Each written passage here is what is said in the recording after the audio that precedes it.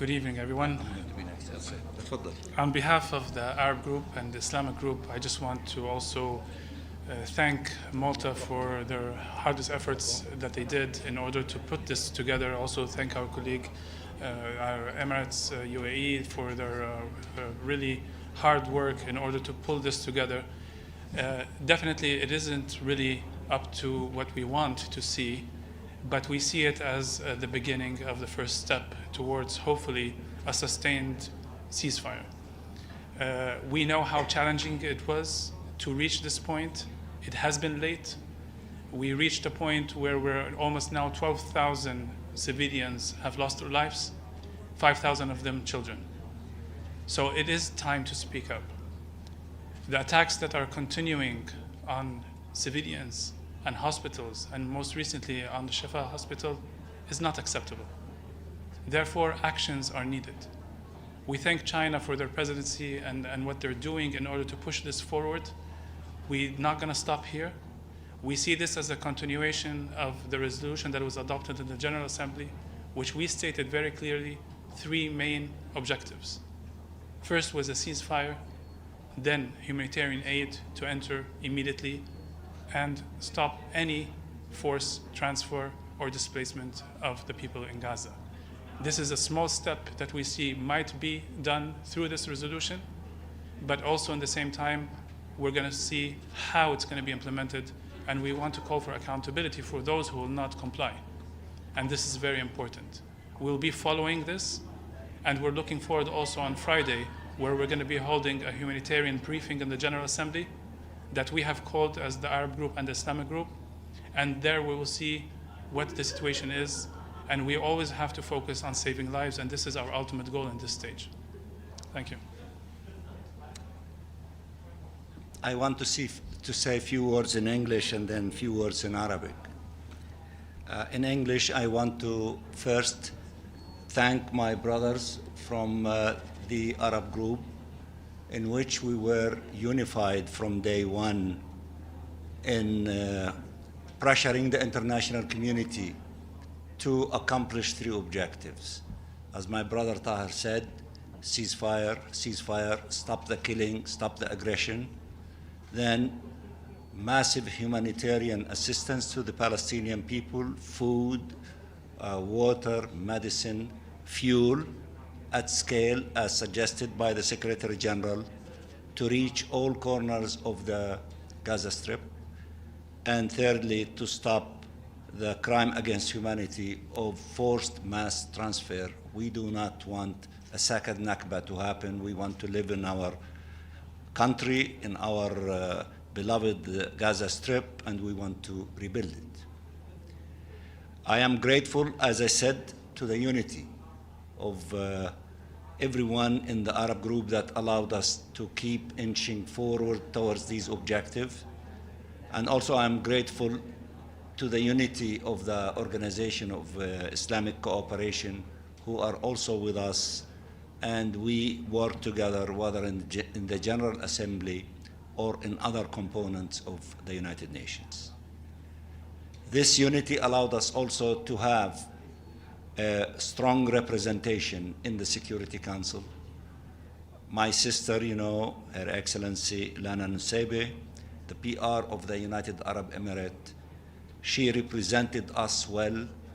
She coordinated with us in every minute detail, and we complemented each other in order to accomplish the things that we've accomplished in the General Assembly, in the Security Council, and with the Secretary General of the United Nations.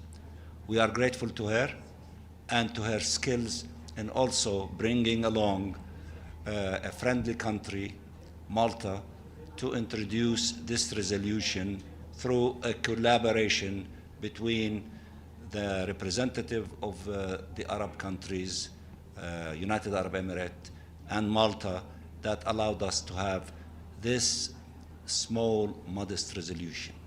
And of course, we are honored that during the presidency of China, a true friend to the Palestinian people and to their cause, that this resolution was adopted during their presidency. We are grateful to you and to many friends from all corners of the globe. The big test for us was in the General Assembly. We prevailed. We produced a humanitarian resolution, important one. We did not deviate from the objective of concentrating in a humanitarian way in putting an end to this crime that is unfolding before our eyes, engulfing the Palestinian people, the 2.3 million of them in the Gaza Strip and the millions in the West Bank, including East Jerusalem. And our hearts are torn apart when we look at the children being killed and injured or trying to dig them out from under the rubbles. 5,000 children to be killed in the Gaza Strip while the international community watching, while the Security Council is watching, is a stain in the forehead of the Security Council. They should have acted long time ago. That would allow for the saving all those children. But nevertheless, we want to save the remaining hundreds of thousands of children and civilians. We need to save their lives. That's why this resolution is a small step in the right direction. It did not produce ceasefire, but it's a step in that direction. We want ceasefire, permanent ceasefire, to take place. And we will keep knocking on the door of the Security Council. The crime committed yesterday and today in the Shifa hospital, something that we will not forget. And we will keep coming back to the Security Council, and we will go back to the General Assembly in the format of listening to representatives of humanitarian organizations of the United Nations to brief the international community about the situation in the occupied Palestinian territory, especially in the Gaza Strip. And we will decide on further steps as we move forward. We will not relent. We will not stop until we see the accomplishment of the resolution of the General Assembly and this small resolution in the Security Council in our way of putting an end to this crime against the Palestinian people and the barbaric attacks against our civilian population in the Gaza Strip. And then hopefully after that, a door will be opened for a meaningful political process. Let me just say a few things in Arabic. نشكر الأشقاء العرب وفي منظمة التعاون الإسلامي وأختنا لانا ممثلتنا في مجلس الأمن، وكذلك صديقنا ممثل رئيس مجلس الأمن سفير الصين الذي اعتمد هذا القرار بعد 7 سنوات من اعتماد آخر قرار إزاء المسألة الفلسطينية تحت رئاسته. هذه خطوة متواضعة في الاتجاه الذي نريد أن نصل إليه، وهو وقف إطلاق نار كامل وشامل وإدخال مساعدات إنسانية بالمستوى الذي يحتاجه أهلنا في قطاع غزة من ماء وغذاء ودواء ووقود لتتمكن المستشفيات من القيام بواجباتها، ولتتمكن محطات تحلية المياه من توفير مياه صالحة للشرب لأهلنا، وكذلك من أجل أن تتمكن الحافلات والسيارات من توزيع المساعدات الإنسانية التي تدخل من جنوب غزة لتصل إلى كل مكان في قطاع غزة. هذه خطوة صغيرة في الاتجاه الصحيح بعد 40 يوما اتخذها مجلس الأمن، وعار على جبينه أنه لم يتدخل مبكرا، لكنا قد أنقذنا ربما الآلاف من حياة الأطفال والمدنيين.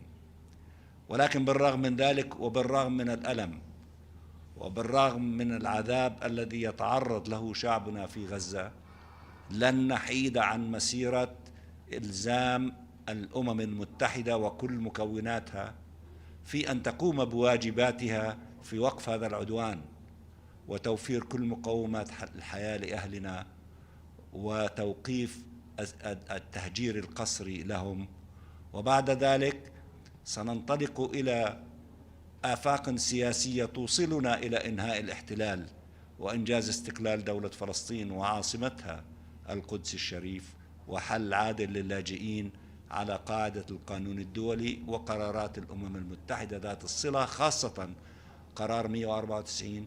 ولن ننسى المجرمين الذين أعطوا الأوامر لإحداث هذه الكوارث أن نلاحقهم في المحاكم الدولية كي يلقوا العقاب الذي يستحقوه. فمثل هذه الجرائم الذي يذهب ضحيتها 5000 طفل وعدد كبير من المدنيين لن نسمح لها أن تمر مرور الكرام، ولكن ذلك سيأتي في الوقت المناسب بعد أن نضع حدا لهذا العدوان. وأنا أعتز وأفتخر أنني جزء من هذه المجموعة، ومجموعة أكبر مش موجودة معنا طبعا، وزميلنا من كوبا كذلك موجود معنا.